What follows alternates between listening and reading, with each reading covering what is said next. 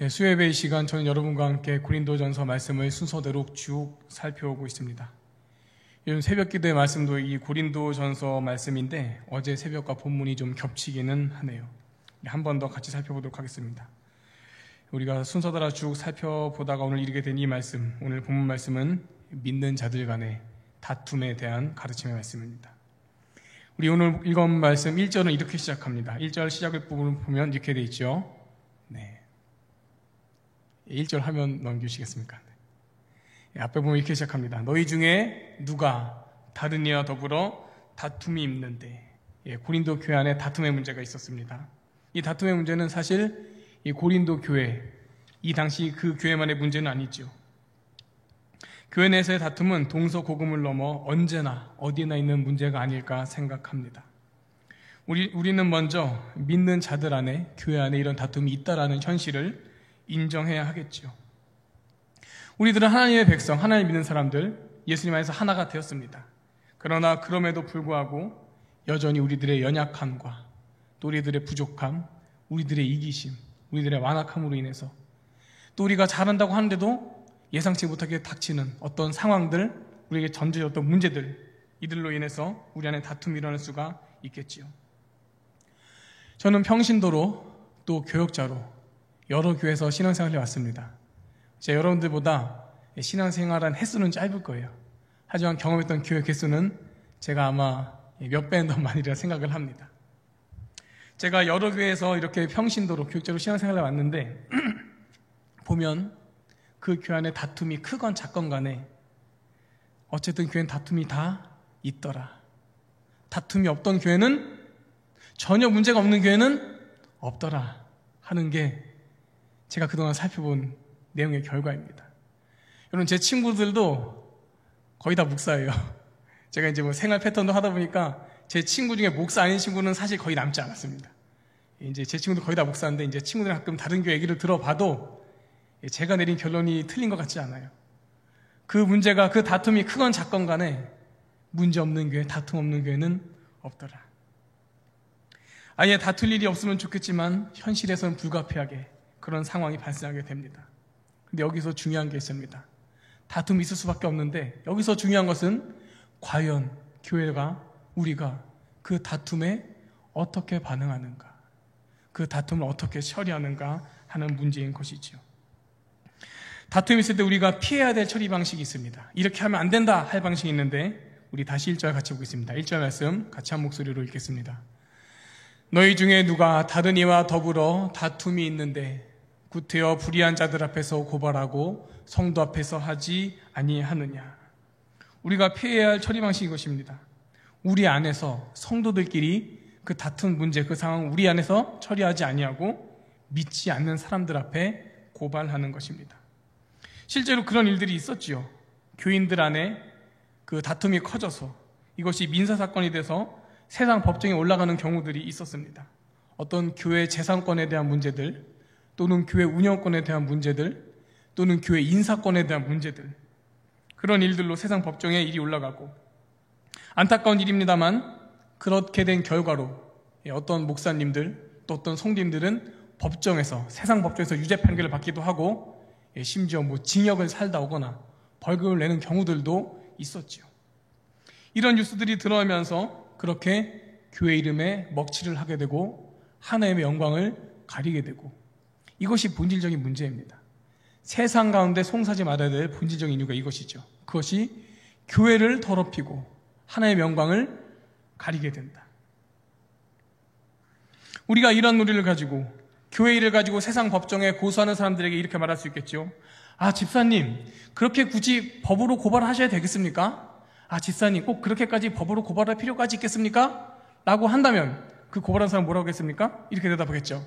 이보시오, 일이 정의롭게 똑바르게 처리되기 위해서는 이렇게라도 해야 되는 것 아니겠소?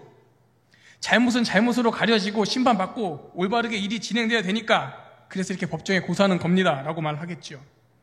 그 말도 어떻게 보면 맞습니다. 잘못된 건 바로 잡아야죠. 잘못으로 심판받고 바르게 처리되어야 하죠. 그러나 그 잘못된 것을 바로잡고 올바르게 처리하기 위해서 믿는 우리들끼리 믿는 자들 안에서 그것을 처리하지 못하고 세상으로부터 판단받는 것, 그것은 제대로 된 것이 아니다 하는 것을 오늘 본문은 말씀하고 있습니다. 이것을 위해서 우리가 먼저 기억할 것이 있는데, 우리 성도의 위치에 대한 본문의 가르침을 살펴볼까요? 성도란 어떠한 위치에 있는가? 우리 2절과 3절 말씀을 같이 한번 읽어보겠습니다. 시작. 성도가 세상을 판단할 것을 너희가 알지 못하느냐? 세상도 너희에게 판단을 받겠거든 지극히 작은 일 판단하기를 감당하지 못하겠느냐? 우리가 천사를 판단할 것을 너희가 알지 못하느냐? 그러하거든 하물며 세상 일이라. 이 내용 보시는 것처럼 간단합니다. 성도가 세상을 판단해야지 성도가 세상으로부터 판단을 받아서야 되겠느냐?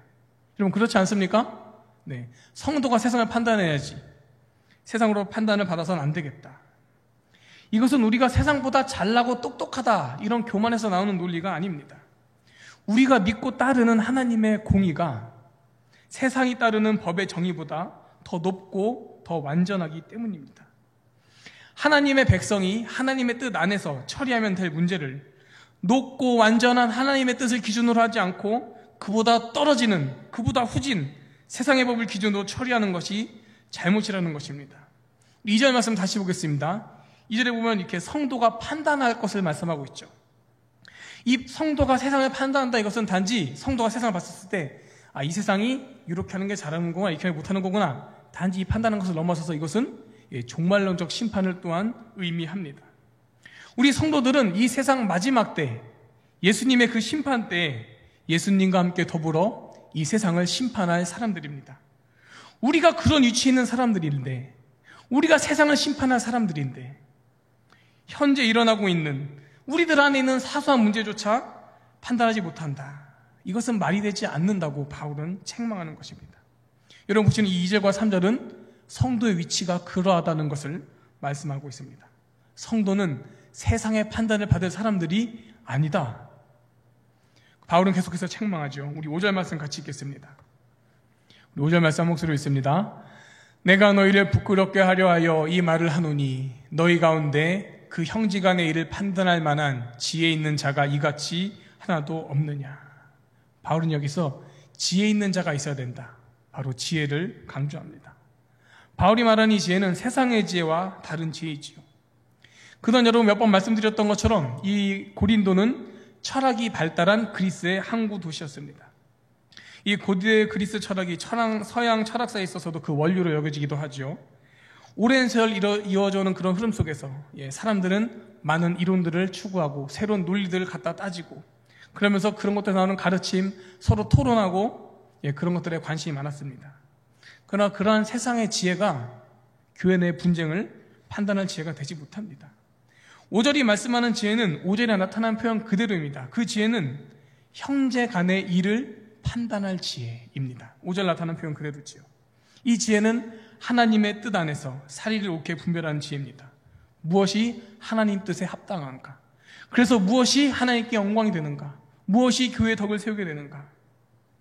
그렇게 형제 간의 그 일을 판단할 지혜, 더 나아가 하나님의 공의가 세상의 법보다 우선된다는 것을 아는 지혜, 하나님의 방식이 세상의 방식보다 더 낫다는 것을 아는 지혜입니다. 여러분 그렇다면 다툼에 대한 바람직한 처리 방법은 무엇이겠습니까? 이것이 오늘 말씀의 핵심이고 결론인데요. 다툼에 대한 처리, 무엇이 바람직한 처리인가? 우리 2절과 5절 2절을 같이 함께 한 화면에서 읽겠습니다. 시작. 성도가 세상을 판단할 것을 너희가 알지 못하느냐? 세상도 너희에게 판단을 받겠거든 지극히 작은 일 판단하기를 감당하지 못하겠느냐? 내가 너희를 부끄럽게 하려 하여 이 말을 하노니 너희 가운데 그 형제 간의 일을 판단할 만한 지혜 있는 자가 이같이 하나도 없느냐? 여러분 이 말씀 보십시오. 2절과 5절을 보십시오. 세상에 대해 갖고 가는 게 아닙니다. 교회 안에 형제 간의 다툼에 대한 바람직한 처리는 세상의 기준으로 판단하고 처리하는 것이 아니라 바로 성도가 판단하는 것입니다. 어떻게 해요? 지혜로. 성도가 지혜로 판단한다. 성도라는 말은 한자를 그대로 풀으면 그것은 거룩한 무리라고 할 수 있겠습니다. 거룩한 무리. 이것이 신약 원어인 헬라어로는 하기오스라고 하는데, 이 하기오스라는 말도 거룩한 사람들을 말합니다. 이런 거룩하다는 말이 갖고 있는 의미가 있죠. 구별되었다. 성도, 이 거룩한 사람, 즉 구별된 사람이 세상의 법과 세상 기준이 아닌 그 하나님의 구별된 기준으로 그 세상과 다른 하나님의 뜻, 하나님의 방식, 그 지혜로 판단하는 것, 성도가 지혜로 판단하는 것, 이것이 바로 다툼에 대한 바람직한 처리를 할 것입니다. 어떻게 판단한다고요? 다툼에 대해서 성도가 지혜로 판단한다. 이 앞에서 바울은 세상법에 가지고 와서 판단했는데 전 여기서 한 가지 의문을 던졌습니다. 여러분, 그럼 교회법은 어떨까요? 교회법. 저는 교회법이나 세상법이나 저는 어차피 그건 법이라 생각합니다. 그 교회법은 그냥 세상에 반달이 걸치고 있고 교회 안에 믿음의 도리에 반달이 걸치고 있는 정도라 저는 생각합니다. 교회에 어떤 문제가 있을 때 교회법에 따라 처리하는 경우, 여러분, 교회법에는 여러 가지가 있죠. 먼저 총회 차원의 헌법이 있습니다. 우리 대한예수교 장로회 합동교단, 이 교단 총회 헌법이 있고, 또 우리 남항동 노회죠. 노회 차원의 규정이 있을 수 있겠죠. 또 노회 안에도 우리 동국교회 말고도 여러 교회들이 있는데 각 개교회들은 그 교회들의 정관이나 규칙 등을 나름 가지고 있을 수 있겠습니다. 교회에 문제가 있을 때 세상 법정으로 가서 판단받지 않고 교회법 안에서 그 법으로 판단해서 처리하는 경우가 있겠지요. 어떤 분들은 이렇게 교회법으로 우리는 세상에 가지고 나가지 않았어, 우리 안에서 교회법으로 처리했다, 이 정도의 처리를 가지고 오늘 본문 말씀에 따른, 오늘 본문 말씀에 부합하는 제대로 된 처리라고 생각할 수도 있겠습니다. 그럼 우리는 우리 교회 문제 가지고 세상에 송사하지 않았어, 세상 법정에 고소하지 않았어, 우린 노회 안에서 해결했지, 총회 법에 맞춰서 해결했지, 우리 교회 규칙에 맞춰서 해결했지, 우리는 잘한 거야. 근데 저는 그렇게 잘했다고 생각하지 않습니다. 세상 법정에 송사하지 않았다고 해서, 교회 안에서 교회 법대로 했다고 해서 그 말씀이 오늘 본문에 그대로 부합된다고 보여지지 않습니다. 오늘 본문 말씀은 법에 따라 해라라고 말하는 것이 아니기 때문이죠. 오늘 본문 말씀 무엇을 말합니까? 성도들이 지혜를 따라 할 것을 말하고 있는 것입니다. 그것은 법을 따르는 이상이죠. 저는 교회 법대로 처리해서 뒤가 깨끗했던 경우들을 별로 알지 못합니다. 다른 교단의 큰 교회들 분쟁 많이 나고 진짜 하죠. 노예 치리 받고 하죠. 그 교회법대로 처리가 됐지만 어느 편은 이겼다고 좋아하지만 어느 편은 크게 상처받고 목사가 면직되고 장로가 면직되고 교인들이 출교를 당하고, 꼭 법적으로 그렇게 안 해도 그냥 결과 난 것만으로 교인들이 마음이 상해서 교회가 갈라지고, 어떤 사람들은 심지어 아예 신앙에서 돌아서고. 여러분, 법은 만능이 아닙니다. 물론 그래서 교회 법도 만능이 아닙니다. 교회 법을 누가 만들었습니까? 전문 법조인들도 아닌 말 그대로 아마추어들이 만든 법이, 그런 교회 법이 만능일 수가 없습니다. 저는 다툼 중에 이런 말을 듣곤 합니다. 왜? 뭐가 문제야? 법대로 하면 되지. 이런 말이 있죠. 이 조치는 법적으로 아무 하자가 없는 조치입니다. 이런 말 듣게 되죠. 이것은 법적으로 문제될 게 없으니 따지지 마십시오. 여러분, 법을 벗어나지 않는다고 해서 그것이 다 옳다고 인정될 수 없습니다. 법이 모든 상황을 다 커버할 수가 없어요. 그리고 또 법을 해석하고 적용하는 사람이 자기 편의 유익을 위해서 그 법을 부당하게 해석하고 적용하고 실행할 경우가 있습니다. 세상 법정에 송사하지 않았다고 해서, 교회 안에서 교회 법대로 했다고 해서 그 모습이 오늘 본문 말씀에 부합되지 못합니다. 저는 학교 다닐 때 교수님에게 들었던 말씀이 있는데 아직도 기억에 남습니다. 제 학교 졸업한 지가 꽤 됐는데 아직도 그 말씀이 기억나는 거 보면은 그 말씀이 정말 제 마음을 강하게 때렸던 것 같습니다.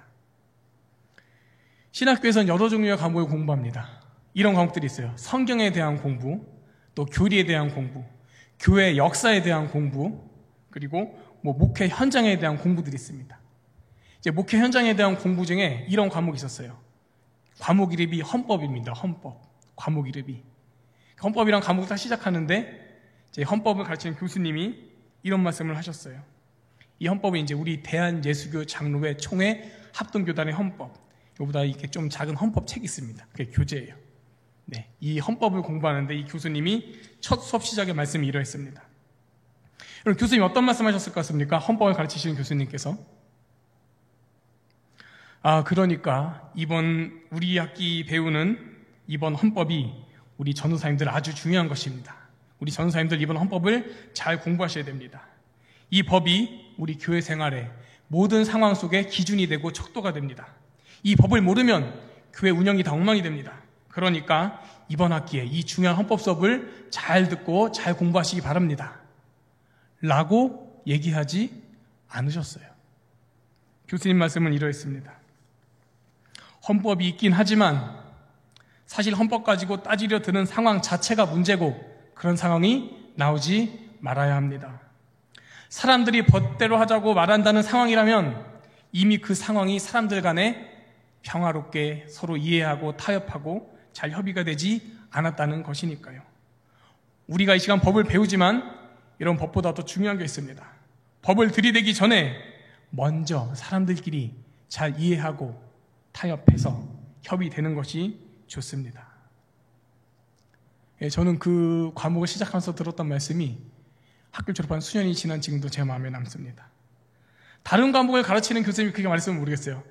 전사님들 다른 시간에 헌법 배우죠? 헌법 배울 필요 없어요. 이게 중요합니다. 성경을 잘 알아야지. 뭐 다른 교수님만 게 아니라 헌법을 가르치시는 교수님이 그렇게 말씀하셨어요. 법보다 더 우선인 게 있다. 법을 가르치시는 분이 말씀하셨습니다. 우리 2절과 5절을 다시 보겠습니다.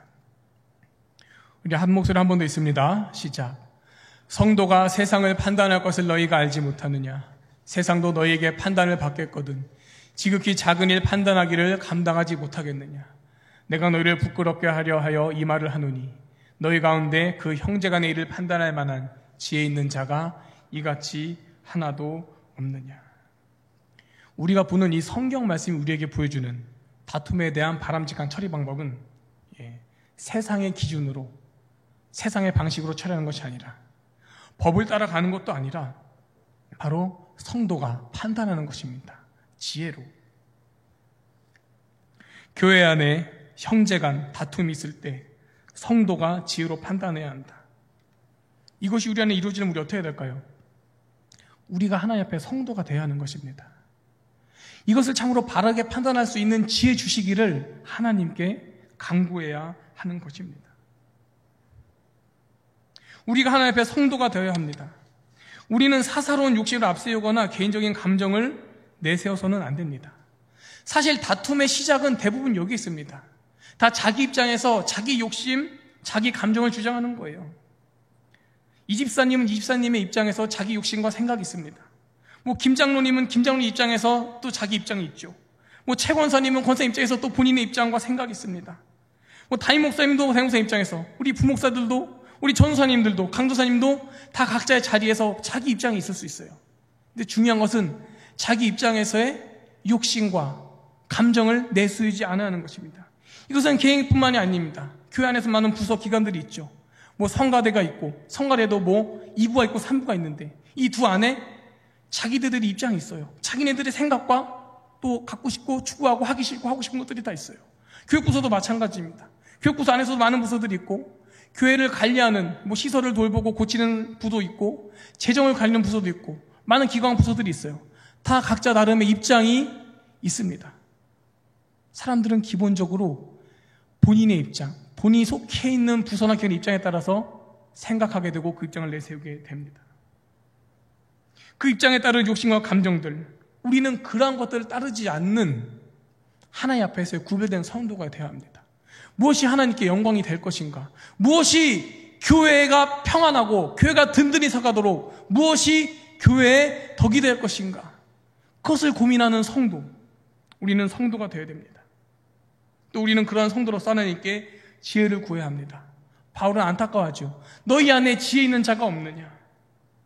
우리 하나님께 그래서 지혜를 구해야 합니다.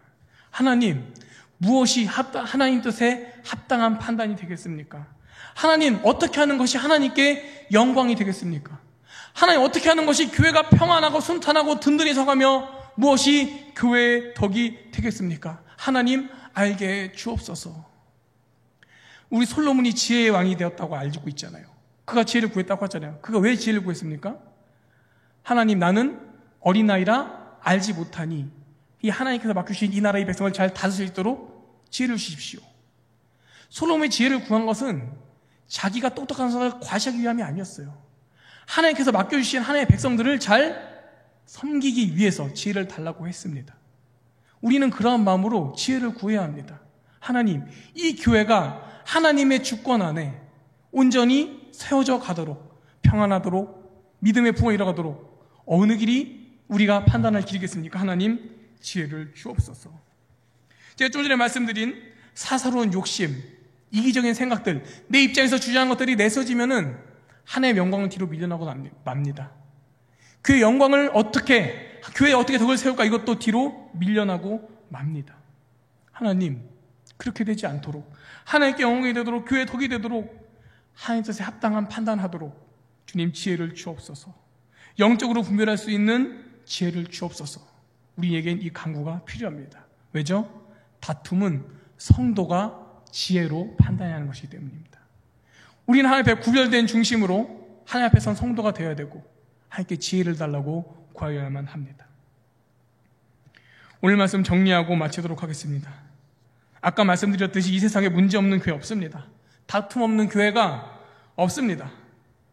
기껏해야 정도의 차이가 조금 있을 뿐이지요. 문제없는 교회, 다툼 없는 교회는 없습니다. 그런데 중요한 것, 우리가 그 다툼에 어떻게 반응하는가, 그 다툼을 어떻게 처리하는가, 세상 법정으로 가져가서 시비를 가릴 것인가, 세상 법정으로 안 갈지는 몰라도 교회 법으로 시비를 가질 것인가. 아니죠. 성도들이 지혜로 판단해야 한다.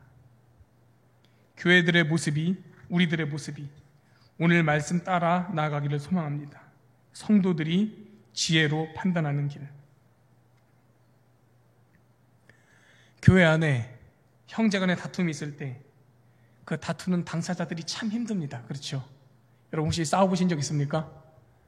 예. 저는 목사인데도 몇 번 싸웠습니다. 이전 교회들에서. 싸우면 너무 힘듭니다. 너무 마음이 괴롭고 너무 막 가슴이 아픈데 이게 싸우는 당사자만 힘듭니까? 아니요. 그 싸움 옆에서 보고 듣고 있는 온 교인, 온 성도가 다 마음 아프고 마음 상하고 다 어렵고 힘이 듭니다.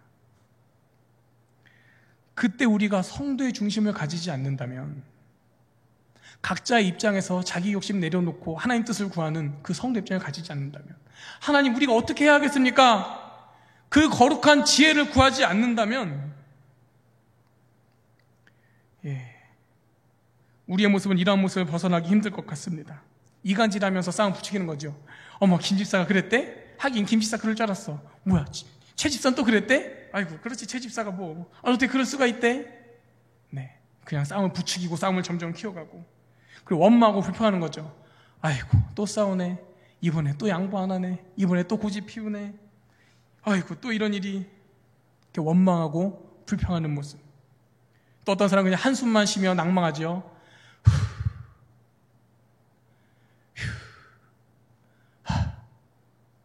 어떤 이는 아예 무관심합니다. 그래? 교회 그런 일이 있었어? 그래? 니들은 싸워라. 나는 상관없지 뭐. 난 예배만 드리고 갈 거야. 아예 관심이 없습니다. 그러나 성경 어디에도 그렇게 다툼에 반응하라고 말씀하지 않습니다. 이것은 성도의 중심을 가진 사람의 모습이 아닙니다. 이것은 하나님의 지혜를 구하는 사람의 모습이 아닙니다. 성도 되기를 거부하고 하나님께서 일을 어떻게 하면 좋겠습니까? 하나님 지혜 주십시오. 우리가 기도하지 않을 때 우리는 원망하고 불평하고 좌절하고 싸움을 키워가고 무관심에 빠지게 되고, 그래 교회는 더 힘들어지고 어려워지게 되고. 여러분, 다툼에 대한 처리 간단하죠? 성도들이 지혜로 판단한다. 이런 거룩한 구별된 중심으로 하나님 앞에 서시는 성도 되시기를 축복합니다. 하나님께 하나님 뜻에 합당한 지혜를 구하며 간절히 구하며 나아가는 성도 되시기를 축복합니다. 그리고 그러한 성도의 지혜로운 판단으로 모든 교회 다툼들, 그 문제들이 회복되고 그렇게 다시 일어서는 그 기회와 복된 길 가는 우리 동원교회, 모든 한국교회 되기를 소망합니다. 우리 함께 말씀을 생각하며 기도하도록 하겠습니다. 오늘도 제가 기도 제목 적어왔는데요. 제가 먼저 읽겠습니다. 교회 안에 있는 다툼의 문제들을 불쌍히 여겨주시고 주님의 은혜로 문제들이 회복되게 하옵소서. 세상의 방식, 인간의 방식을 따라 다툼을 처리하지 않고 말씀을 따라 성도들이 지혜롭게 판단하게 하옵소서. 이를 위해 우리가 하나님 앞에 내 욕심, 내 입장 내려놓는 성도로 서게 하시고 하나님께 영광이 될, 교회의 덕이 될 지혜를 간절히 구하며 나아가게 하옵소서. 끝으로 우리 한 가지 더, 우리 다가오는 임직자 선거를 위해서 모든 성도의 가정이 평안하고 순탄하고 또 귀한 주님 일꾼들이 세워져 또 교회에 충성하며 또 그들의 섬김으로 또 세워져가는 우리 교회 되게 하옵소서.